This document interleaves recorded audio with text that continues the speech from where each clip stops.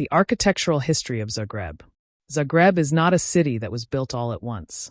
It is a city that grew slowly, step by step, century by century, shaped by kings, churches, empires, wars, earthquakes, artists, and ordinary people who simply wanted a better place to live. When you walk through Zagreb today, you are not walking through one time period. You are walking through 1,000 years of history layered on top of each other. From medieval hill towns to elegant Austro-Hungarian boulevards, from socialist housing blocks to modern glass towers, every street tells a different story. This is the architectural history of Zagreb. 1. The birth of Zagreb, two medieval towns, 11th to 13th century. Zagreb did not begin as one city. It began as two separate towns, built on two neighboring hills. Capital, the church town. On one hill stood Capital, founded in 1094 when the King of Hungary created the Diocese of Zagreb. This area belonged to the church. Here rose the bishop's residence, schools, clergy houses, and the early cathedral. Buildings were simple but strong, made of stone and wood. Their purpose was protection, not beauty. Life was religious and disciplined. Gradec, the free royal town. On the opposite hill stood Gradec, also known today as Upper Town, Gornji Grad. After a Mongol invasion in 1242 destroyed much of the region, King Bela IV declared Gradec a free royal city and ordered strong defenses. Stone walls were built. Towers guarded the gates. Narrow streets followed the hill's natural shape.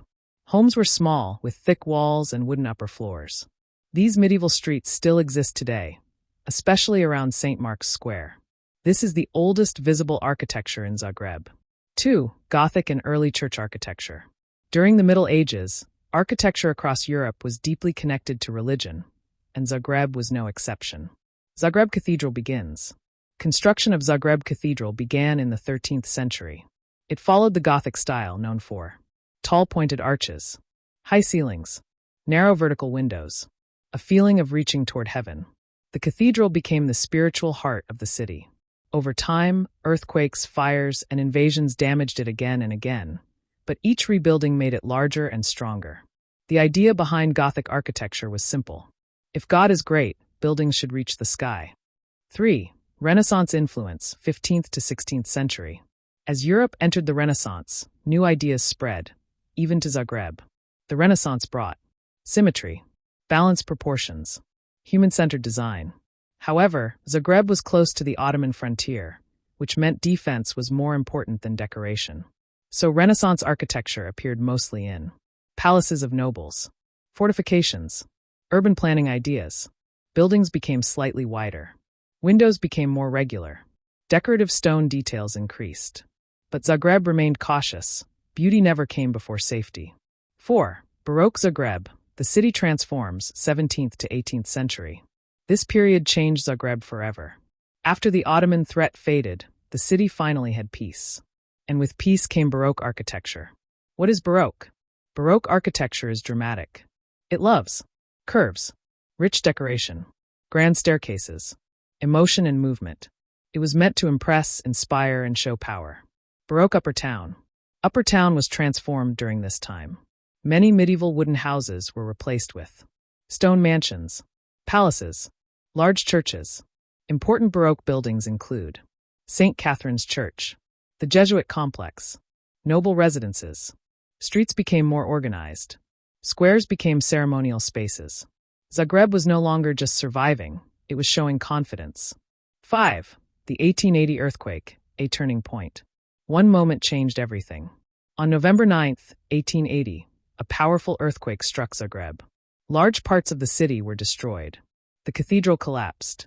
Churches cracked. Homes became unsafe. But disaster also created opportunity.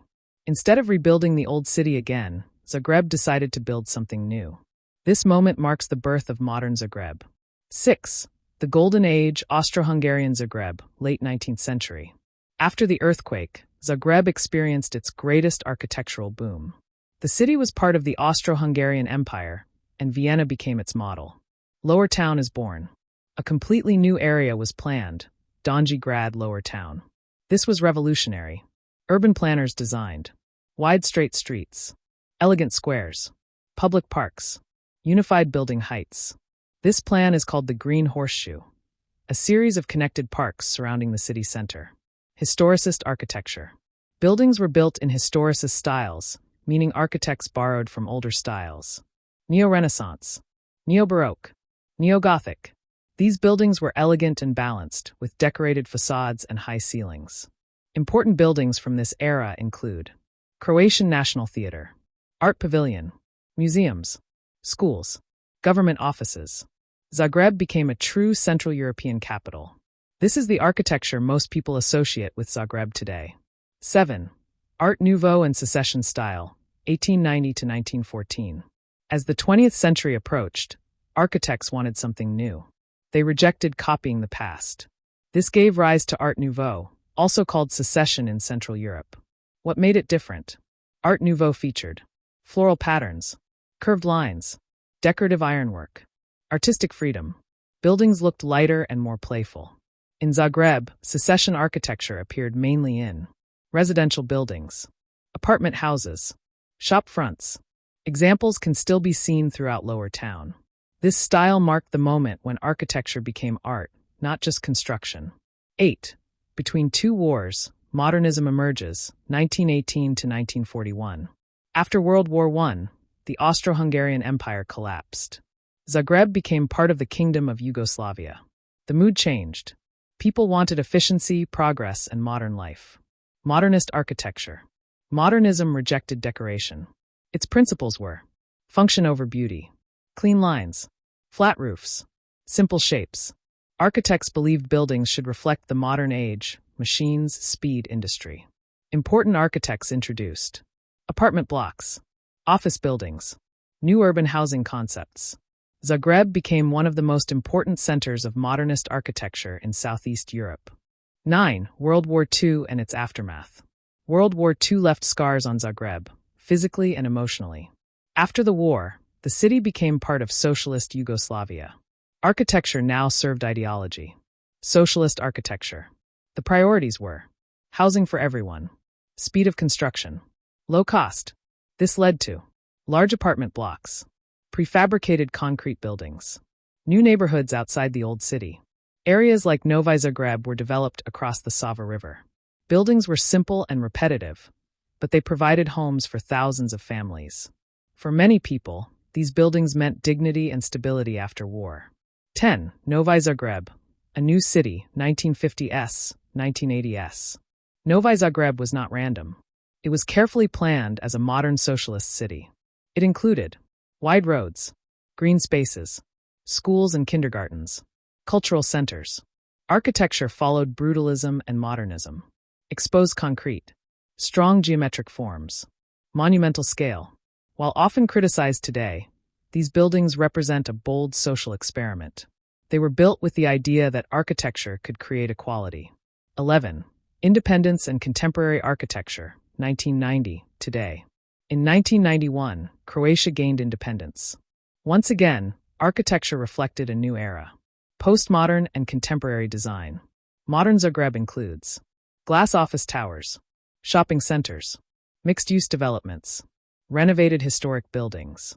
Architects now combine old and new, heritage and innovation, tradition and technology. New projects focus on sustainability, energy efficiency, public space, urban regeneration. Zagreb is no longer copying other cities. It is finding its own voice. 12. Architecture as memory. What makes Zagreb special is not just individual buildings. It is how all eras exist together.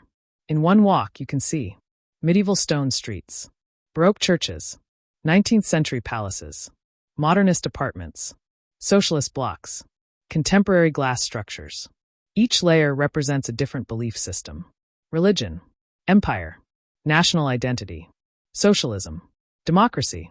Architecture became the city's memory, written in stone, brick, and concrete. 13. Why Zagreb's architecture matters. Zagreb does not try to impress with skyscrapers. Its beauty is quiet. It lies in human-scale streets, walkable neighborhoods, green parks, historical continuity. This makes the city feel lived in, warm, and real. Architecture here was never just about showing power.